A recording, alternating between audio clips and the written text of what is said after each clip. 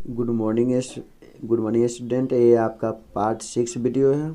आज हम देखने वाले विविध प्रश्न वाली भारतीय भवन का। चलिए क्वेश्चन 1 2 3 है। ये कुछ ऑब्जेक्टिव क्वेश्चन है, इसको सही विकल्प चुनना है। तो कि भाजक ए और भाजक बी के लिए ए बराबर बी क्यू प्लस आर में आर के लिए कौन सा सत्य होगा?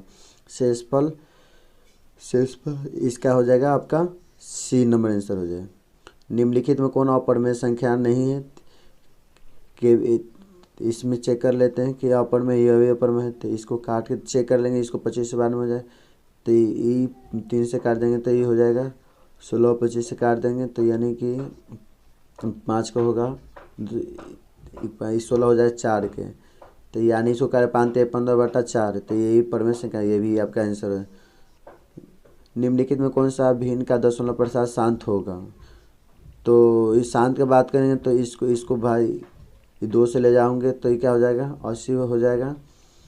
फिर 2 से ले जाएगा तो फिर 40 हो जाएगा। फिर 2 से ले 20 हो जाएगा। तो फिर 2 से ले जाएंगे तो 20 हो जाएगा। फिर 2 से ले जाएंगे तो ये क्या हो जाएगा 10 हो जाएगा। फिर 2 से ले जाएंगे तो 5 हो जाएगा। तो फिर देख रहे हैं यहाँ पर कि यानी कि ये 2 का पावर 5 और 5 का पावर 1, तो यही ना दशमलव प्रसार शांत दिख रहा है। चलिए आगे देखते हैं क्वेश्चन को। रिक्त स्थानों को पूर्ति करें। 4 5 6 7 8 दे रहा है। 2 और 3 के अतिरिक्त कोई आभाज्य संख्या अवश्य होगा जो 6 के प्लस 1 या खाली स्थान या रूप का होगा। के को जब 1 रखो तो 7 एक आभाज्य संख्या है कि नहीं? 2 रखे हो तो 14 12 आभाज्य संख्या है कि नहीं? 6 के यहाँ पर रख दें। 6 के प्लस 5 यानी कि 6 5 11 हो जाएगा ना, आभाज्य संख्या हो जाएगा। 12 हो जाएगा। 5 17 17 भी आभाज्य संख्या है ना।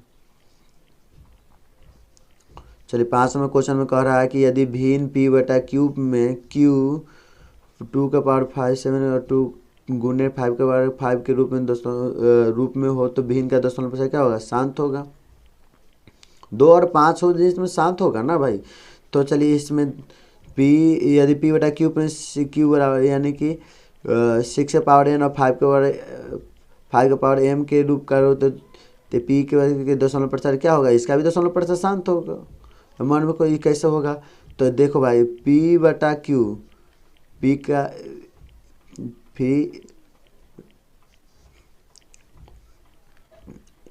तो आप यहाँ पर देख सकते हैं यानी 3 के पावर n और 5 को n, तो इस 5 के पावर n, तो इसको अलग अलग कर दो। 2 के पावर n के 3 के पावर n और 5 के पावर n, ये आपका कट जाएगा ना, कि कट जाएगा तो यानी कि 2 के पावर 5 और n, इसे दशमलव प्रसार शांत है। रूट 20 क्या है? अपरिमेय संख्या आप देख लो। रूट 20 का करके देख लेते हैं। आवाज उन्नखंड कर लेते हैं। 2 से क्या 10 हो जाएगा। 2 रूट 5 हो जाएगा ना, तो क्या हो जाएगा? अपरिमेय हो जाएगा। चलिए अगला क्वेश्चन हम 8 नंबर देखते हैं। संख्या 2.012012, इसको क्या है रिपीट हो रहा है। ये क्या हो जाएगा? अशांत आवृत्ति हो जाएगा। तो ये क्या हो जाएगा? परिमेय संख्या हो जाएगा।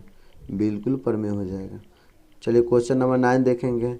देखिए एक मिठाई विक्रेता के पास 420 काजू बर्फी एवं 130 बादाम बर्फी है, तो वह मिठाइयों के ढेर में एक ट्रेन में इस प्रकार लगाना चाहता है कि प्रत्येक ढेर में मिठाई समान संख्या में हो तो एवं ट्रेन में न्यूनतम जगह है तो ले सकते हैं। प्रत्येक ढेर मिठाई की कितनी संख्या रखी जा सकती है, ये आपको बताना है। न्यूनतम जगह है तो इसमें कितने मिठाई रखा जा सकता है, किस तरह रखना है? ये समान संख्या में मिठाइयों की संख्या समान संख्या में होना चाहिए और ट्रेन में न्यूनतम जगह होना चाहिए। इसमें हमको निकालना होगा हाईएस्ट कॉमन फैक्टर निकालना पड़ेगा।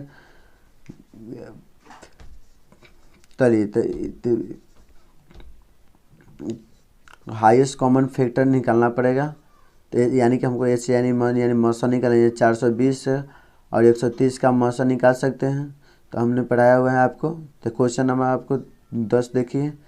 तो एक सेना सेवा दल के यानी 616 सदस्य को एक प्रदर्शन में 32 सदस्य के सेना बैंड के पीछे मार्च करता है। 32 सदस्य उसके पीछे मार्च करता है। मार्च करना समझते हैं, 26 जनवरी 15 अगस्त में मार्च करता है। चलिए, इसमें ऐसे सैनिक पंक्ति में खड़ा होगा, यानी कह रहे हैं दोनों समूहों के समान संख्या वाले को स्तंभों में मार्च करता है। तो समान संख्या वाले स्तंभों की संख्या क्या होगा, समान होगा, नहीं होनी चाहिए। स्तंभों में अधिकतम संख्या कितनी जिसमें वह मार्च कर सके, जिस सभी लोग मार्च करते हैं। यहाँ भी आपको क्या करना पड़ेगा, इसका शेप क्या करना पड़ेगा, इस शेप निकालना पड़ेगा। यानी कि यहाँ पर निकाला है 616 का और 32 का, यानी कि ये जब भी अधिकतम का बात करें ना, हाईएस्ट कॉम्पिटेट का, तो ये शेप निकालोगे, समझ गए। चलिए, तो आगे 11 नंबर क्वेश्चन देखेंगे, है ना। तो ये सोनिया के मैदान में एक चक्कर में 18 मिनट लगता है। तो एक चक्कर लगाते 18 मिनट में एक चक्कर लगाती है। तो फिर रवि 12 मिनट लगाता है। तो कौन एक ही दिशा में जा सकता है। तो यहीं से दोनों प्रारंभिक बिंदुओं पर कितने देर बाद मिलेगी, कितने देर बाद में मिलेगी। सोनिया है जो 2 चक्कर लगा देती है, 36 मिनट 2 चक्कर लगा 36 हो जाएगा। 36 मिनट में 2 चक्कर लगा लेगी। और 3 चक्कर लगाने तो हो जाएगा, तो ये भी 36 मिनट लगेगा। ये 3 चक्कर लगाएगा ना,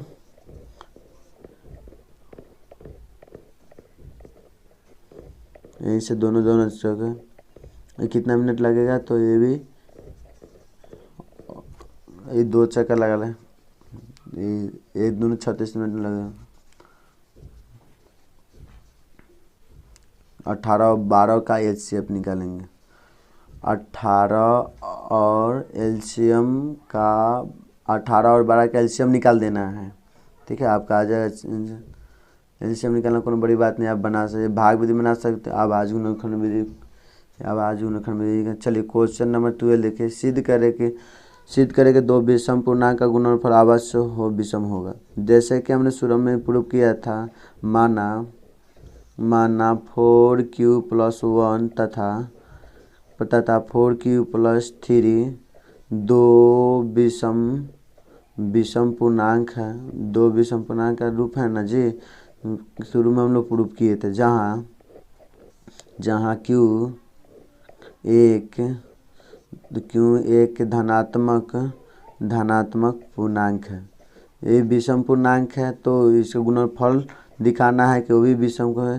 तो 4q+1 और 4q+3 गुना करोगे तो यानी 16q+12q+4q+ यानी 3, 16 ही जुड़ जाएगा ना, थोड़ा कि 16q प्लस में हो जाएगा 12q और प्लस 16q हो जाएगा। इसको जोड़ देंगे तो 3q, तो यही ना हो जाएगा आपका। तो इसमें आपको कॉमन करना, यहाँ पर कॉमन करना सकता है, तो यानी कि 4 कर सकते हैं या 16 भी कर सकते हैं। यहाँ पर चलिए हम 4 की ही कर सकते हैं। तो 4q² प्लस 4q+3 इसको लिख सकते हैं 4, जहाँ m बराबर 4q प्लस ये इसको 4q, ये भी क्या विषम संख्या के रूप। अतः 2 विषम पूर्णांकों का गुणनफल विषम होता है, ठीक है। क्लियर हो गया, समझ गए। चलिए, 13 नंबर क्वेश्चन देखें। सिद्ध करें कि धन पूर्णांक 5k+1 के रूप का वर्ग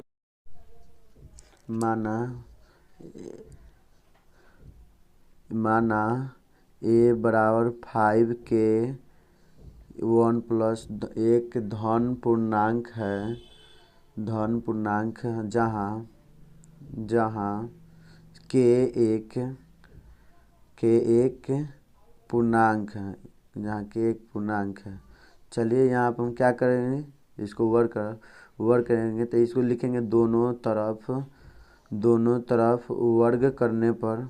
चलिए हम दोनों पर वर्ग करते हैं तो यहाँ पर क्या हो जाएगा ए स्क्वायर प्लस 5k का होल स्क्वायर।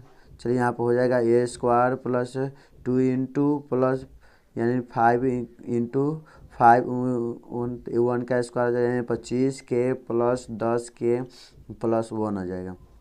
यहाँ पर हम लोग 5 कॉमन कर लेंगे तो 5 कॉमन करेंगे तो यानी कि 5k प्लस 2k प्लस 1 हो जाए। तो यहाँ पर चलिए यहाँ m हो जाएगा जहाँ m बराबर 5k स्क्वायर, इसी 5k स्क्वायर इसे यही रूप में आता है, अतः धन पूर्णांक